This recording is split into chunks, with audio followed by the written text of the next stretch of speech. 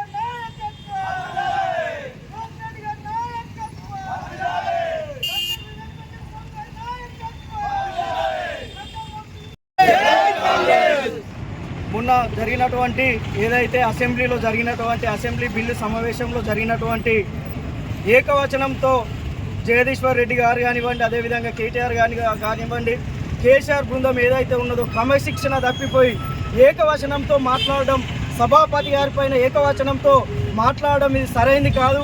ఈరోజు చెన్నూరు పట్టణం లోపల, చెన్నూరు మండలం లోపల, చెన్నూరు మండల అధ్యక్షులు, అదేవిధంగా పట్టణాధ్యక్షులు, యూత్ కాంగ్రెస్ నాయకులు సమక్షంలో పెద్దలు టీపీసీసీ అధ్యక్షులు మహేష్ కుమార్ గౌడ్ గారి ఆదేశాల మేరకు, అదేవిధంగా పెద్దలు సీఎం రేవంత్ రెడ్డి గారి ఆదేశాల మేరకు, గౌరవ శాసనసభ్యులు, చెన్నూరు గౌరవ శాసనసభ్యులు వివేక్ వెంకటస్వామి గారి ఆదేశాల మేరకు ఈరోజు చెన్నూరు పట్టణం లోపల కేసీఆర్, అదేవిధంగా కేటీఆర్, అదేవిధంగా జగదీశ్వర్ రెడ్డి గారి దిష్టిబొమ్మ దహనం చేయడం జరిగింది.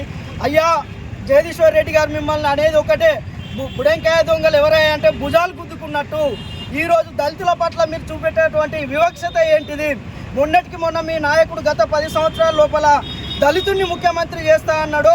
దళితుడిని ముఖ్యమంత్రి చేయకపోతే నా తల తీసుకుంటా అన్నాడు.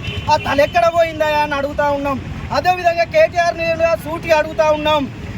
కళ్ళల్లో కారం ఉంటే పల్లెంలో పరమాన్నం ఎట్లొస్తుందయా?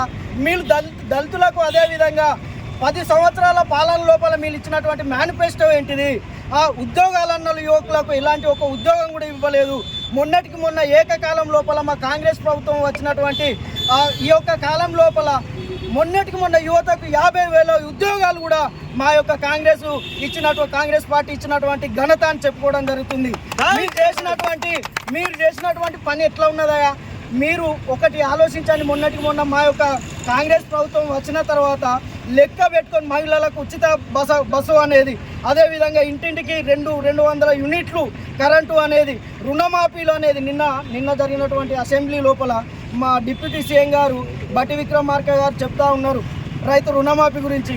మీ ఏదైతే కాన్స్టిట్యున్సీ ఉన్నదో కేటీఆర్ గారు మీ సిరిసిల్ల లోపల మీరు ఇచ్చినటువంటి మీ 10 సంవత్సరాల పాలన లోపల దానికి రెట్టింపు రుణమాఫీ చేసింది మా కాంగ్రెస్ పార్టీ అని మొన్న చెప్పడం జరిగింది.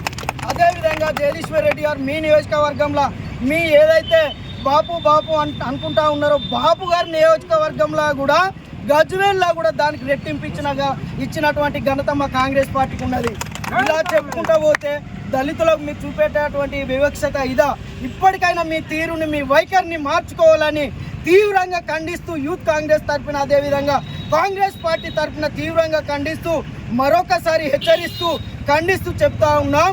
అదే ఈరోజు మీకు జరిగినటువంటి గతి అని ఈ సభాముఖంగా తెలియజేస్తూ ఈరోజు మా అందరి సమక్షంలో యూత్ కాంగ్రెస్ మండల అధ్యక్షులు కానివ్వండి, అదేవిధంగా టౌన్ కాంగ్రెస్ మండల అధ్యక్షులు కానివ్వండి, అదేవిధంగా టౌన్ మా అన్నలు నాయకులు కానివ్వండి, అందరి సమక్షంలో ఈరోజు ఈ విజయవంతం చేసుకున్నందుకు అందరికీ కూడా మనస్ఫూర్తిగా ధన్యవాదాలు తెలియజేసుకుంటూ జై కాంగ్రెస్, జై యూత్.